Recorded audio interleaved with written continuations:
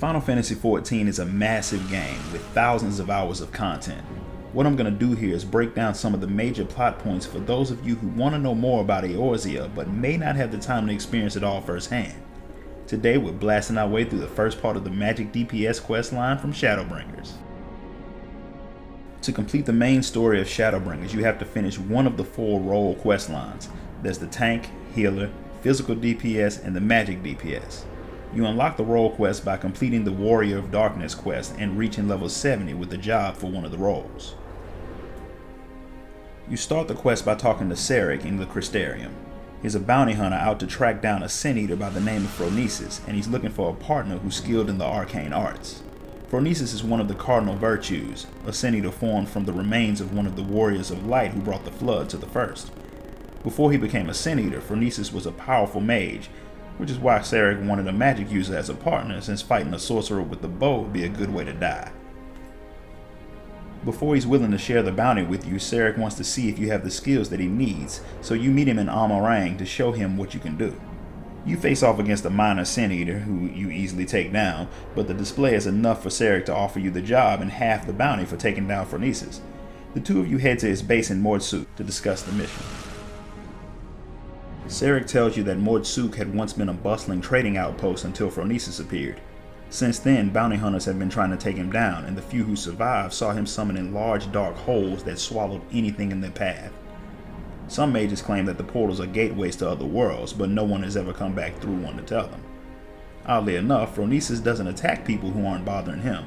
He simply summons his mysterious portals and leaves. No bounty hunter has found a way around the gateways, but Sarek figures that a mage of your skill should be able to deal with him. He goes off to find information on Phronesis' whereabouts while you prepare yourself for the battle.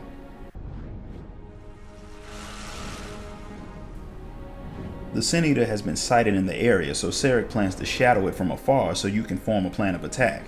He's going to set a clockwork drone in Phronesis' path to see how wide his range is, but first you have to repair the thing. He sends you to snatch the tendons of some local wildlife for him to use in the repairs. I really think 90% of the Warrior Light's life has been spent picking up random items for lazy people. While he fixes the thing, he sends you to find a good vantage point for you to spy on the Sin Eater. Sarek shows up with the clockwork decoy, and all that's left is for the two of you to wait. Phronesis shows up, and you get to see him open one of the portals firsthand.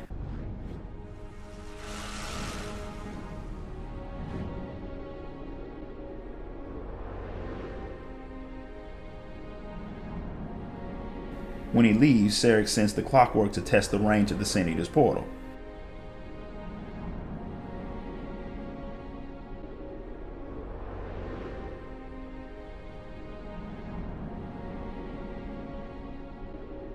After the decoy is swallowed, the two of you head down to get a closer look.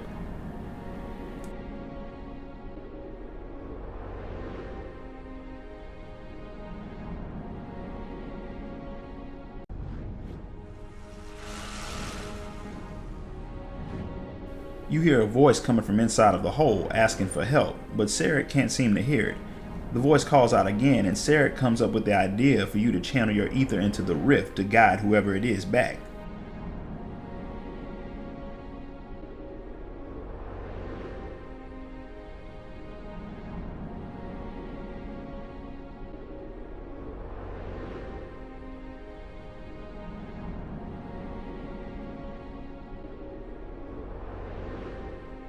You try it and it works, drawing a small boy out of the rift before it closes.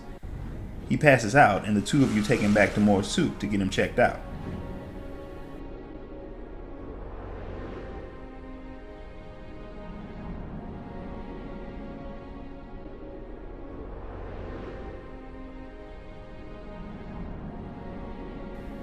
The boy's appearance causes more questions than it answers.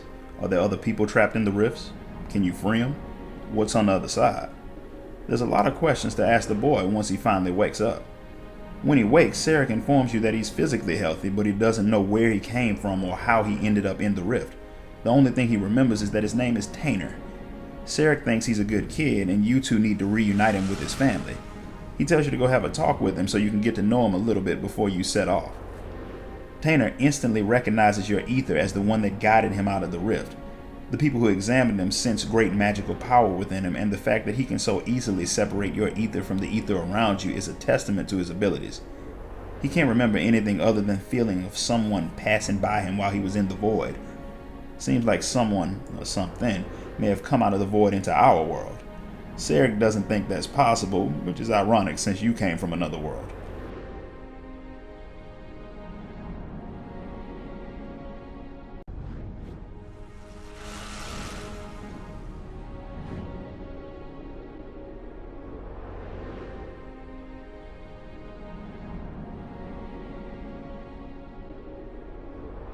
Regardless, it's time to find Tainer a home.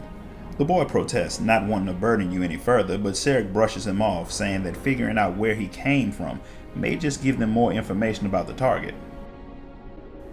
Because of Tainer's mystical powers and skills, Sarek rules out the possibility of him being an orphan, and someone must have trained him for him to know all the things that he does. Whoever it was is probably worried sick about him.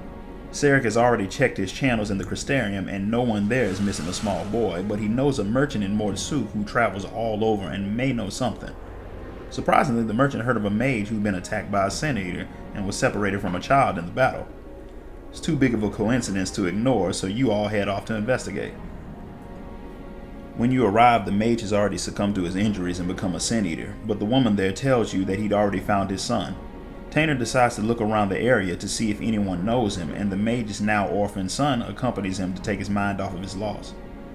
Sarek decides that you need to find someone to take care of Tainer. It's not like he plans on giving up on finding the boy's family, but keeping him with you while you hunt Phronesis may end up with Tainer dead. It will be better to gather clues while the boy is safe in the Crystarium.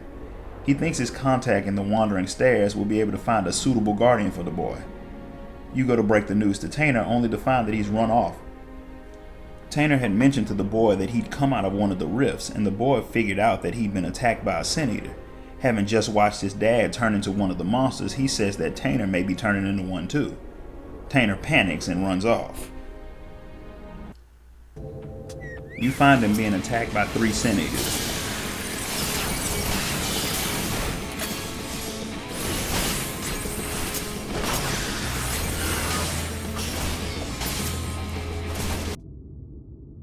You fight them off before he's hurt, and Sarek assures the boy that he doesn't have to worry about becoming an eater.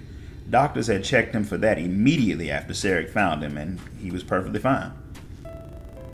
The stress of not knowing who he is takes over, and Tainer starts to cry, causing the Echo to show you a vision of him and another young boy training to open dark portals identical to the one you saved him from under the tutelage of an elder sorcerer.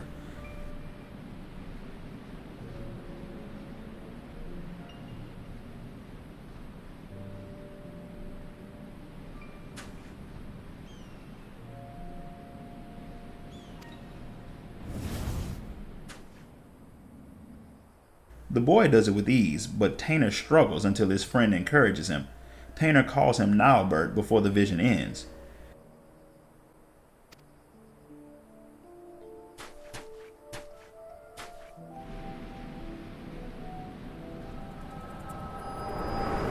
When the vision ends, Tainer remembers a bit of his past, the same part that you just saw. The name Nyelbert sounds familiar to him, but he can't remember anything about his friend. Sarek decides that it'll be best to talk in a less Sin Eater infested location, so you head back to Mordsuk where you explain your power to look into the past. Tainer confirms that what you saw matched what he remembered. Sarek nods and tells Tainer that his friend Nyelbert was one of the Warriors of Light and the very man who became the Sin Eater Phronesis. That meant that Tainer's vision happened well over 100 years ago. Tainer begins to get more of his memories back, and he informs you that he and Nyelbert had been taken by a group of mages who wanted to learn how to travel to other worlds, so they had gathered children who had high magical aptitudes. Sarek comes to the conclusion that Tainer should have the same powers as Nyelbert if that's the case, which is why he was able to survive being swallowed by the portal in the first place, although he should be a lot older. Tainer doesn't know why he didn't age, but he thinks, with time, he'll be able to help you close Nyelbert's portals. So Sarek decides to allow Tainer to join the hunt for Phronesis as long as he stops apologizing for being a burden. After a bit more time, Tainer begins to remember more. The group that took him didn't just want to travel to other worlds, but they wanted to summon powerful beasts from them with the use of Nyelbert and Tainer's gifts. They were taught magic even before they could talk, trained in every aspect of it until the day of the testing. It didn't go as planned, and Tainer was swallowed by his own portal. He'd been trapped there until you freed him. Because the portals exist between worlds, time affects them differently, which is why he still looks the same as when he'd been trapped. Sarek wonders why Nyelbert didn't try to save Tainer, but it had taken all of their power used at the same time to open the rift in the first place. It would have been all but impossible for Nyelbert to reopen the portal on his own. Fortunately, all these memories help Tainer remember how to manipulate the rifts himself. He doesn't think he can summon any beasts from the other side, but he should be able to close the ones that Phronesis creates. Not wanting to pass up the opportunity, the three of you head out to test your theory.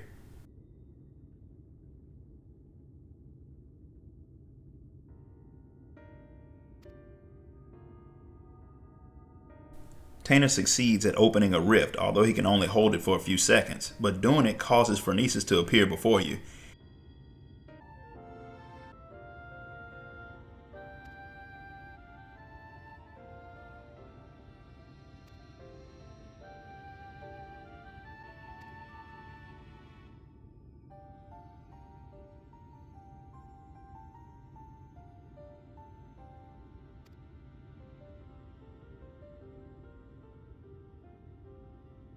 He attacks with a rift of his own, but Tainer closes it before Sarek can be swallowed.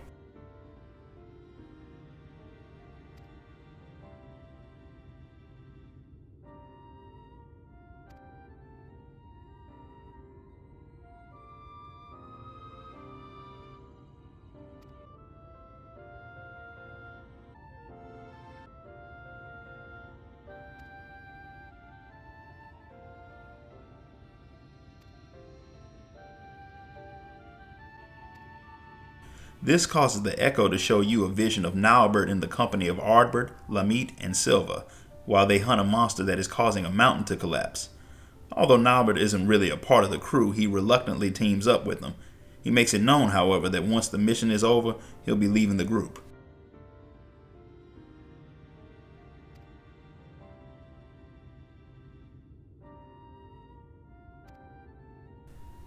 The group takes down a giant minotaur, but it wasn't the cause of the earthquakes. The source was a small crystal that held a massive amount of ether and was the true reason Nyelbert had gone on the hunt in the first place. He wanted to use the crystal's ether stores to boost his own power enough so that he could save Tainer, but if the crystal's ether wasn't returned to the mountain, then it would collapse and kill everyone living around it. Heartbroken, Nyelbert shatters the crystal, dissipating its energies back into the mountain and stopping the quakes.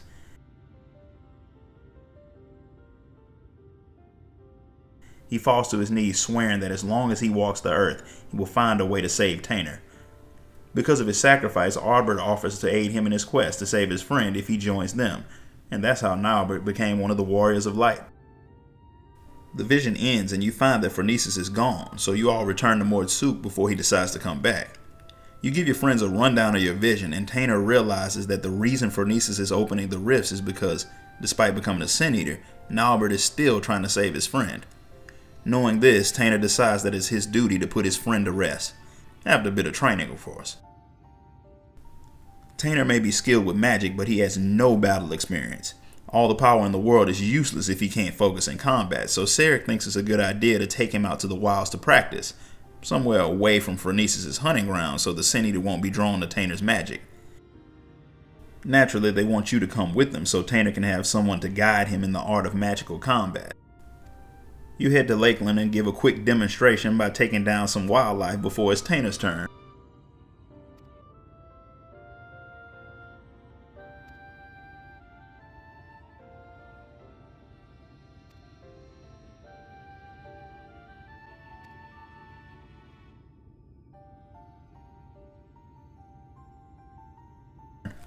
His first attempt does not go well, and Sarek jumps in to keep him from dying.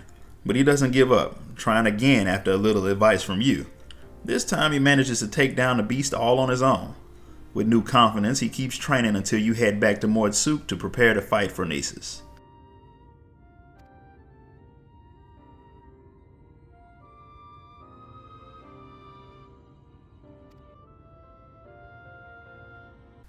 When you return to Sarek, you find that Tainer's control of his powers have grown even further, and he believes he's ready to face his old friend.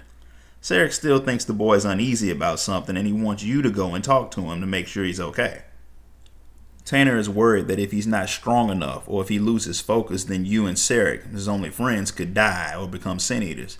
But he's determined to help his friend find peace, yet he knows that when you win, he will be on his own again. He wants to prove to you and himself that he's strong enough to do it, so you won't worry about him once you've moved on to your next adventure. Now that he's ready, you all head out to face Phronesis.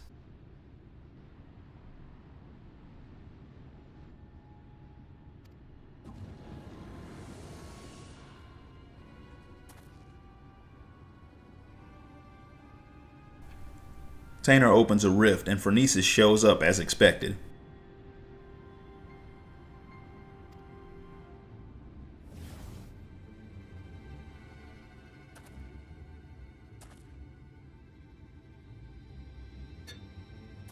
He opens a rift of his own, and showing how far he's come, Tanner seals it.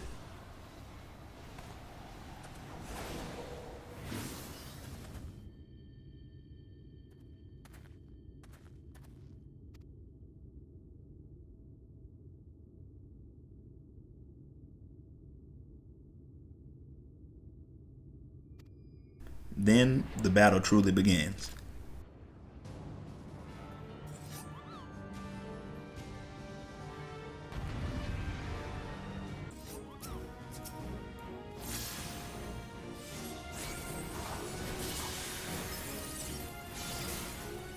While you fight, Tanner closes up the holes that Phronesis creates.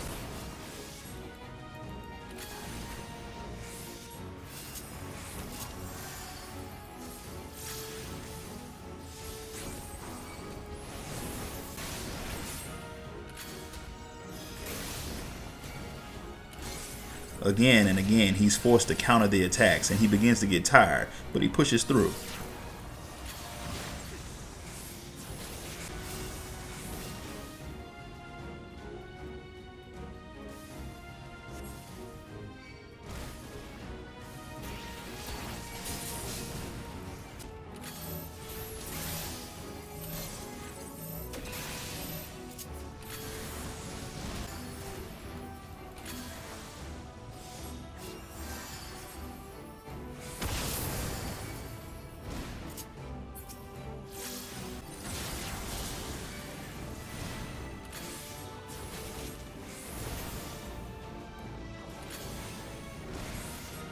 His efforts are enough for you to finally take down the Sin Eater. When Phronesis dies, he leaves behind a piece of the crystal that he had found so long ago. A memory of Nyelbert appears, apologizing to Tanner for abandoning him and never managing to save him before his own death. Tanner holds no grudge and is happy that his friend is finally at peace.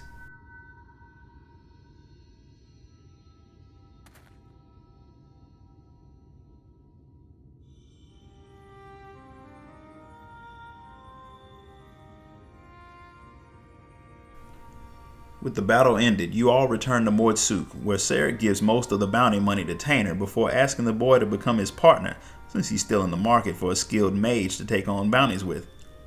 Tanner jumps on the offer, and the two of them head off to the Crystarium, where you meet them to say your goodbyes. This concludes the story of the Shadowbringers Magic DPS Role Quest line. If you like this video, hit the like button, and make sure you subscribe so you don't miss out on the next video.